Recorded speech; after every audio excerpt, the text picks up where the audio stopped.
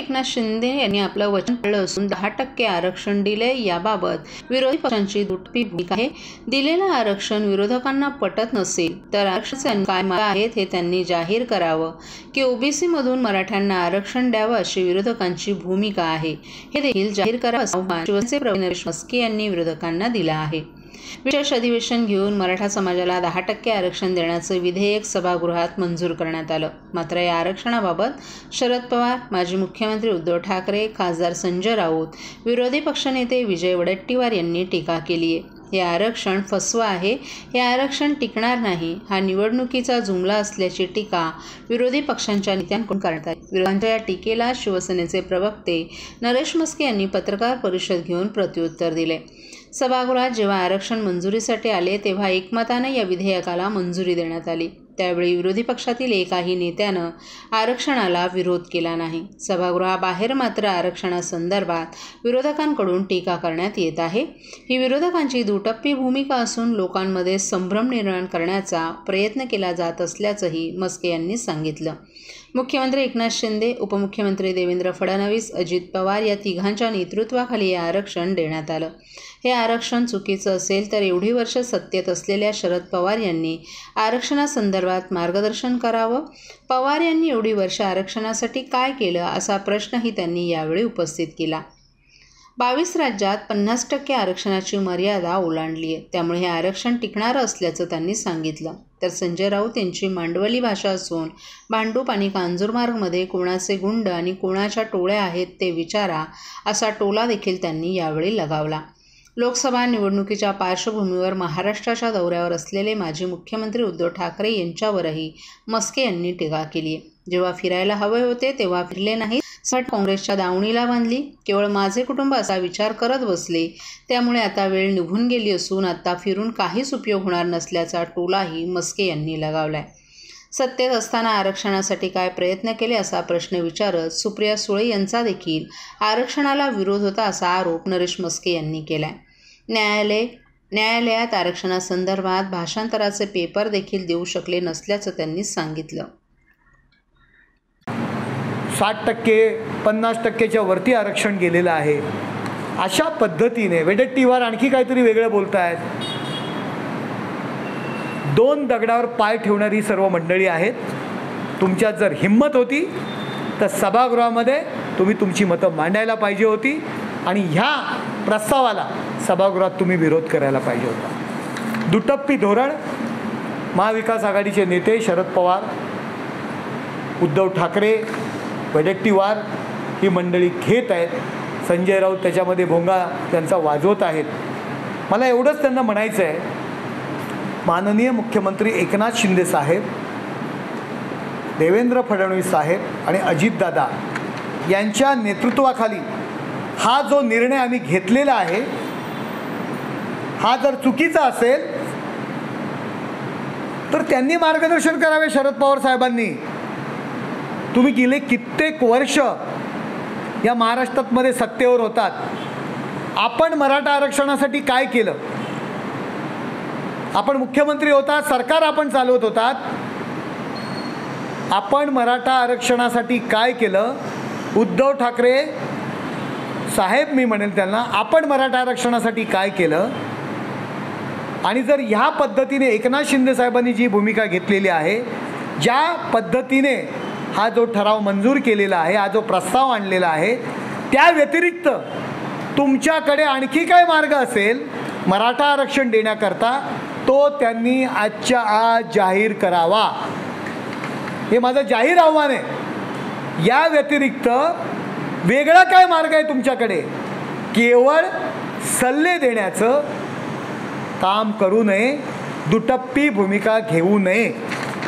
तुम्हाला माहीतच असेल की काही जण वेगवेगळ्या पद्धतीत टीका करत आहेत।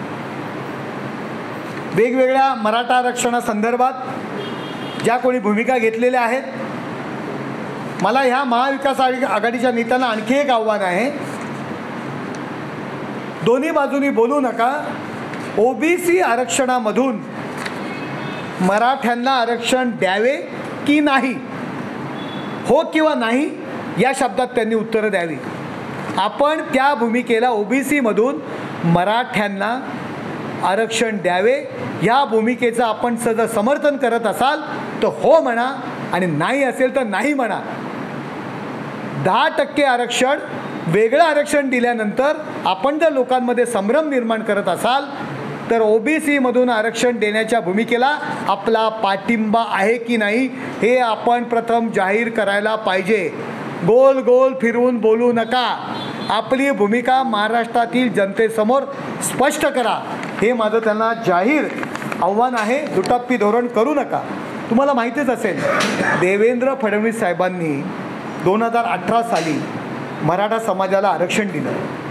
ते आरक्षण हायकोर्टात टिकलं, परंतु सुप्रीम कोर्टामध्ये ते आरक्षण टिकवता आलं नाही.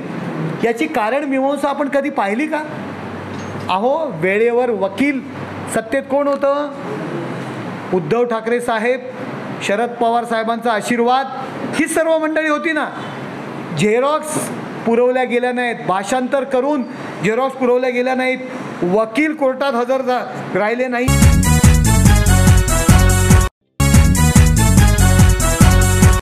1 जानेवारी ते 15 जानेवारी 2024 या कालावधीमध्ये मालमत्ता करावरील 75% व्याज माफ. त्याचप्रमाणे 16 जानेवारी ते 31 जानेवारी 2024 या कालावधीमध्ये मालमत्ता करावरील 50% व्याज माफ. तरी सदर व्याज माफीच्या अभय योजनेचा ठाणेकर करदात्यांनी लाभ घ्यावा. महानगरपालिकेच्या कोणत्याही संकलन केंद्रावर कर भरण्याची सोय आहे. ATM, डेबिट, क्रेडिट कार्डद्वारे कर भरण्याची सुविधा उपलब्ध करून देण्यात आली आहे. सोमवार ते शनिवार या दरम्यान सकाळी 10:30 ते सायंकाळी 5 वाजेपर्यंत संकलन केंद्राची वेळ असून करदात्यांच्या सोयीसाठी रविवारी संकलन केंद्र सकाळी 10:30 ते दुपारी 1:30 वाजेपर्यंत सुरू ठेवण्यात येत आहे. यासोबतच ठाणे महानगरपालिकेच्या propertytax.thanecity.gov.in या संकेतस्थळावर ऑनलाईन पद्धतीने मालमत्ता कर भरण्याची सुविधा उपलब्ध करून देण्यात आली आहे. तसेच गुगल पे, फोन पे, पेटीएम आणि भीम ॲपद्वारे आपला कर सुलभतेने जमा करू शकता. ठाणे महापालिका क्षेत्रातील सर्व करदात्यांना विनंती आहे की आपण या व्याजमाफी अभय योजनेचा जरूर लाभ घ्या आणि आपला मालमत्ता कर लवकरात लवकर महापालिकेमध्ये जमा करून महापालिकेस सहकार्य करा. धन्यवाद.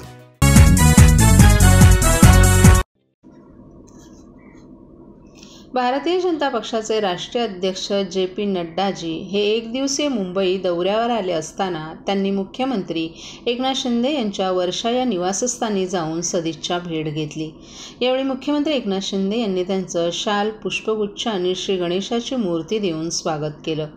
यावेळी त्यांच्यासह उपमुख्यमंत्री देवेंद्र फडणवीस, भाजप प्रदेशाध्यक्ष चंद्रशेखर बावनकुळे, भाजपचे राष्ट्रीय संघटक महामंत्री शिवप्रकाश, भाजप मुंबई अध्यक्ष आमदार आशिष शेलार, आमदार प्रवीण दरेकर यावेळी उपस्थित होते.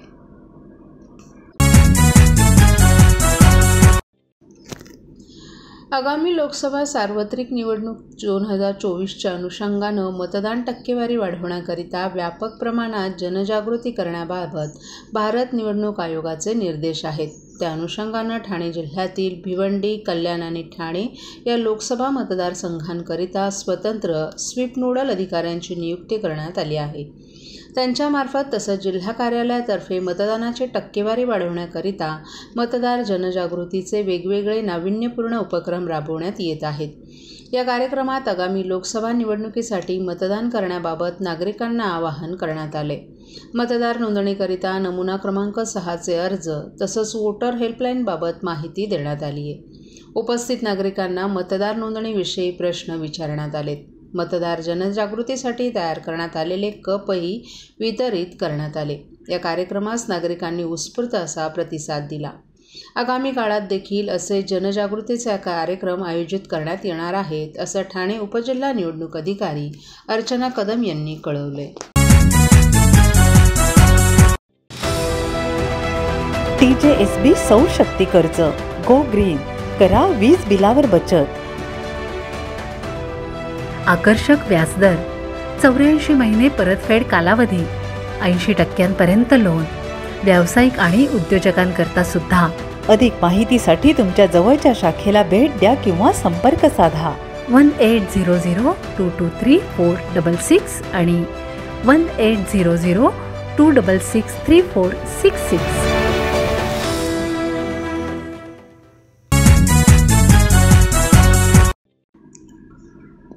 स्वातंत्र्यानंतर मणीबेन पटेल यांच्यासारख्या देशातील अनेक प्रभूतींची दखल घेणं खरे तर गरजेचं होतं, परंतु त्यांना सुचलं नाही अशी खंत केंद्रीय मंत्री पुरुषोत्तम रुपाला यांनी काँग्रेसचे नाव न घेता व्यक्त केली आहे.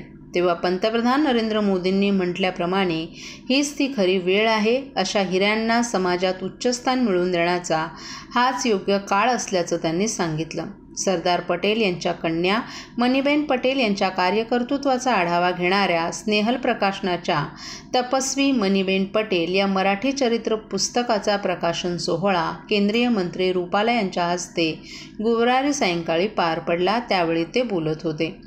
ठाण्यातील श्री कच्छ कड़वा पाटीदार समाज हॉलमध्ये दीनदयाळ प्रेरणा केंद्र, सृजन संपदा आणि श्री कच्छ कड़वा पाटीदार समाज ठाणे यांच्या संयुक्त विद्यमानं पार पडलेल्या या पुस्तक प्रकाशनाच्या कार्यक्रमाच्या अध्यक्षस्थानी माजी खासदार डॉक्टर विनय सहस्त्रबुद्धे होते.